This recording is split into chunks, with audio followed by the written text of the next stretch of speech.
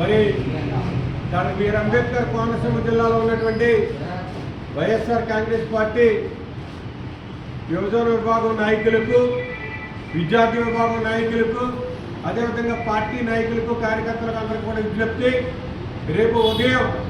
10 గంటలకే మన నాయకులు మాజీ ముఖ్యమంత్రి వర్యులు శ్రీ వైఎస్ జగన్మోహన్ రెడ్డి గారు ఇచ్చినటువంటి పిలుపు మేరకు ఏదైతే డిఎస్సిలో ఉద్యోగాల పేరిట అవకతవకలు జరిగాయో దానికి నిరసనగా మరి విద్యాశాఖ మంత్రి అయినటువంటి నారా లోకేష్ గారు రాజీనామా చేయాలని, అదే సందర్భంలో ఇప్పటి వరకు నిరుద్యోగ భృతి ఇవ్వనటువంటి కారణంగా తక్షణమే నిరుద్యోగ భృతి విడుదల చేయాలని, అదేవిధంగా ఏదైతే ఫీజు రీయింబర్స్మెంట్ కార్యక్రమం ఉందో ఫీజు రీయింబర్స్మెంట్ బకాయిలు మరి ఇప్పటి వరకు ప్రభుత్వం చెల్లించకపోయినప్పటికీ కూడా